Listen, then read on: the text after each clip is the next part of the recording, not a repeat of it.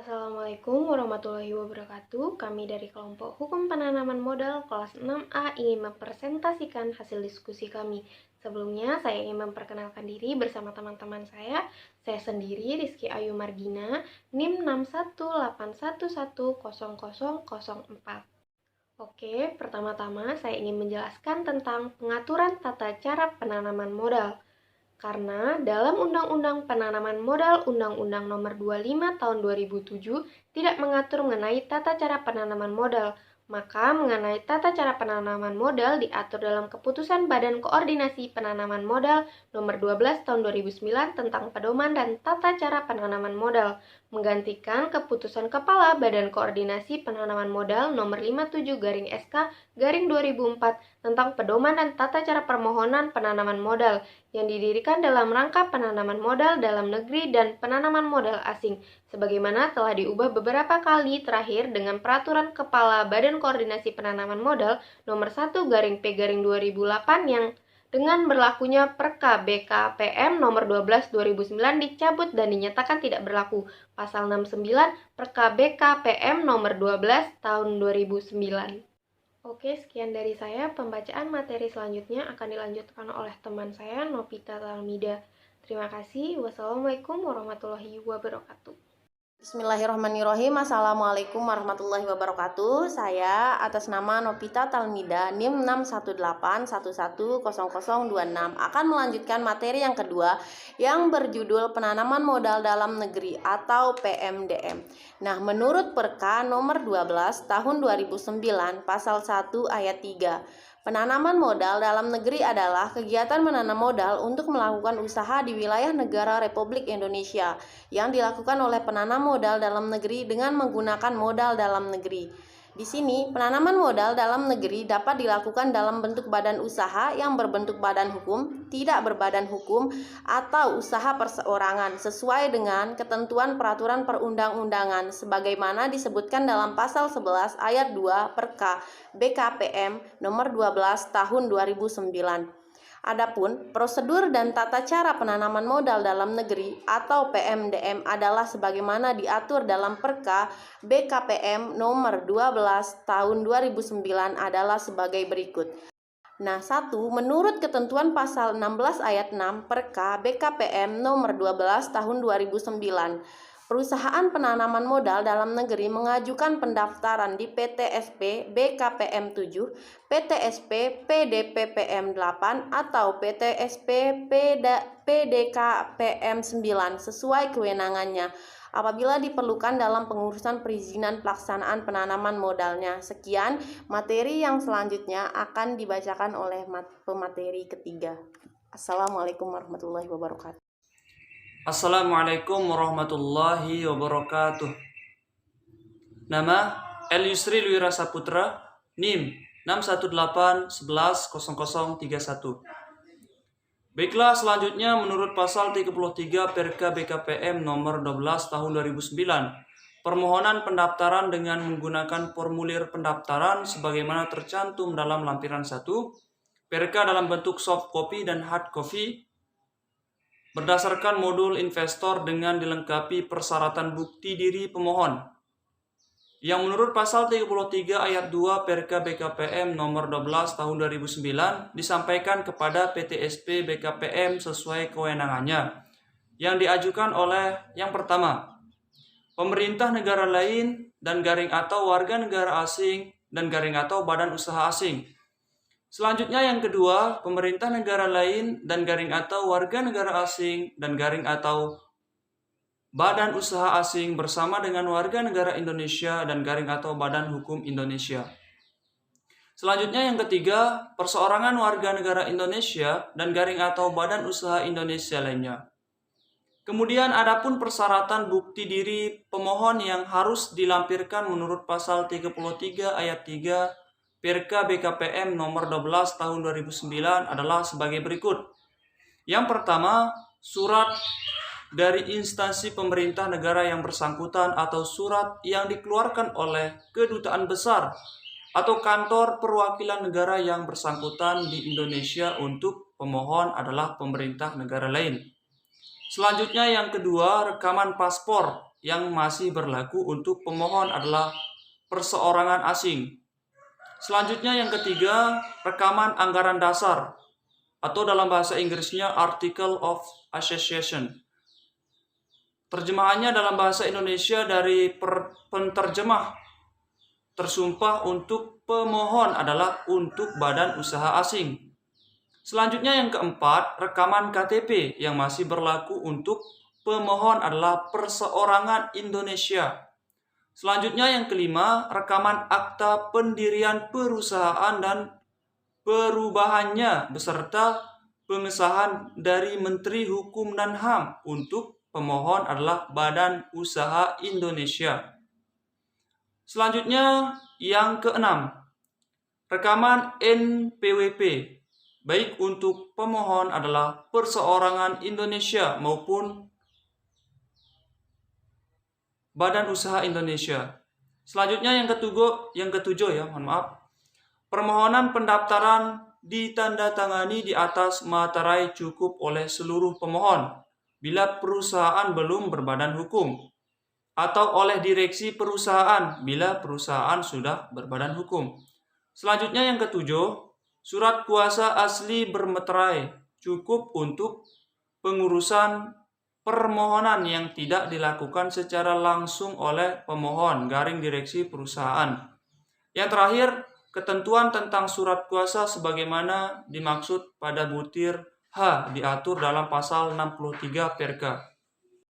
Assalamualaikum warahmatullahi wabarakatuh. Saya atas nama Yulia Hasbira Tunisa, NIM 618110025 ingin melanjutkan materi selanjutnya.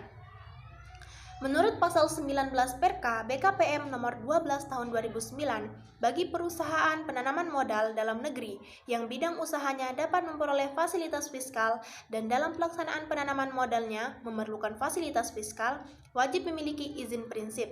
Sedangkan bagi perusahaan penanaman modal dalam negeri yang bidang usahanya tidak memperoleh fasilitas fiskal dan atau dalam pelaksanaan penanaman modalnya tidak memerlukan fasilitas fiskal, tidak diwajibkan memiliki izin prinsip. Permohonan izin prinsip tersebut ke PTSP BKPM, PTSP PDPPM, atau PTSP PDKPM sesuai dengan kewenangannya. Adapun yang dimaksud dengan fasilitas fiskal dan non-fiskal yang tidak hanya berlaku bagi PMDN maupun MA, sebagaimana ketentuan pasal 18 Perka BKPM nomor 12 tahun 2009. Adalah sebagai berikut. 1. Fasilitas bea masuk atau impor mesin. 2. Fasilitas bea masuk atas impor barang dan bahan. 3. Usulan untuk mendapatkan fasilitas pajak penghasilan PPh badan. Sedangkan fasilitas non-fiskal adalah meliputi 1. Angka pengenal importir produsen. 2. Rencana penggunaan tenaga kerja asing. 3. Rekomendasi visa untuk bekerja. 4. Izin mempekerjakan tenaga kerja asing. Selanjutnya, penanaman modal asing. Secara prinsip prosedural, tidak ada perbedaan yang mendasar dalam pengajuan permohonan PMA atas pendirian perusahaan baru maupun penyertaan atas perusahaan dalam negeri yang telah ada sebelumnya. Karena dengan beralihnya suatu PMD menjadi PMA, maka PMDM tersebut harus meminta persetujuan yang layaknya untuk mendirikan perusahaan baru. Yang berbeda hanyalah terhadap perusahaan existing tidak perlu melakukan pendaftaran perusahaan, TDP, dan NPWP, melainkan hanya memerlukan persetujuan menteri dalam rangka terjadinya perubahan struktur modal. Berdasarkan pasal 23 Perka BKPM nomor 12 tahun 2009, khususnya ayat 1, 2, dan 3 menentukan setiap terjadi perubahan struktur penanaman modal wajib melakukan pendaftaran penanaman modal ke BKPM. Perubahan-perubahan tersebut mencakup 1. Perubahan bidang usaha atau produksi. 2. Perubahan investasi. 3. Perubahan atau penambahan tenaga kerja asing. 4. Perubahan kepemilikan saham perusahaan PMA atau PMDN atau non-PMA atau PMDN. 5. Perpanjangan JWPP 6. Perubahan status. 7. Pembelian saham perusahaan PMDN dan non-PMA atau PMDN oleh asing atau sebaliknya. 8. Penggabungan. 9. Merger. Sekian, terima kasih. Wassalamualaikum warahmatullahi wabarakatuh. Di sini saya sebagai pemateri kelima akan memperkenalkan diri atas nama Azwar Hadi Ramlan, NIM 6181124. Assalamualaikum warahmatullahi wabarakatuh. Di sini saya akan melanjutkan penjelasan dari teman-teman sebelumnya mengenai penanaman modal asing. Menurut ketentuan pasal 11 ayat 1 Perka BKPM nomor 12/2009, penanaman modal asing harus dalam bentuk perseroan terbatas berdasarkan hukum Indonesia dan berkedudukan di dalam wilayah negara Republik Indonesia, kecuali ditentukan lain oleh undang-undang. Kemudian, adapun tata cara pendaftaran perusahaan penanam modal asing yang diatur dalam pasal 16 Perka BKPM nomor 12/2009 sebagai berikut. Poin 1. Penanam modal asing yang melakukan penanaman modal di Indonesia mengajukan permohonan pendaftaran ke PTSP BKPM sebelum atau sesudah berstatus Badan Hukum Perseroan Terbatas. Poin 2. Pendaftaran yang diajukan sebelum berstatus Badan Hukum Perseroan Terbatas wajib ditindaklanjuti dengan pembuatan akta pendirian perseroan terbatas. Kemudian yang poin 3. Pendaftaran yang tidak ditindaklanjuti paling lambat dalam jangka waktu 6 bulan sejak tanggal diterbitkannya pendaftaran dinyatakan batal demi hukum. Poin 4. Apabila sebelum jangka waktu 6 bulan tersebut terdapat perubahan ketentuan yang terkait dengan bidang usaha, maka pendaftaran yang telah diterbitkan dinyatakan batal demi hukum apabila bertentangan dengan ketentuan baru. Poin 5. Pendaftaran yang diajukan setelah akta pendirian perseroan terbatas atau setelah perusahaan berstatus badan hukum perseroan terbatas berlaku sampai dengan perusahaan memiliki izin prinsip atau perusahaan siap beroperasi atau produksi komersial. Kemudian yang poin 6 atau yang terakhir, perusahaan penanam modal dalam negeri dapat mengajukan pendaftaran di PTSP BKPM, PTSP PDPPM atau PTSP PDKPM sesuai kewenangannya apabila diperlukan dalam pengurusan perizinan pelaksanaan penanam modalnya. Kemudian saya akan menyebutkan 10 poin untuk para penanam modal asing harus menyiapkan dokumen-dokumen yang diperlukan dalam pengajuan permohonan penanam modal asing. Kita mulai dari poin yang pertama. Formulir yang dipersyaratkan sebagaimana ketentuan Perka BKPM nomor 12/2009. Poin yang kedua, surat dari instansi pemerintah yang bersangkutan atau surat yang dikeluarkan oleh kedutaan besar atau perwakilan negara yang bersangkutan dalam hal pemohon adalah pemerintah negara lain. Poin 3, paspor dalam hal pemohon adalah perseorangan asing. 4. Rekomendasi visa untuk bekerja dalam hal akan ada pemasukan tenaga kerja asing atau TKWNAP tutup kurung. Yang kelima, KTP dalam hal pemohon adalah warga negara Indonesia. Yang keenam, anggaran dasar dalam hal pemohon adalah badan usaha asing. Yang ketujuh, akta pendirian dan perubahannya berserta pengesahan dari Menteri Hukum dan HAM dalam hal pemohon adalah badan usaha Indonesia.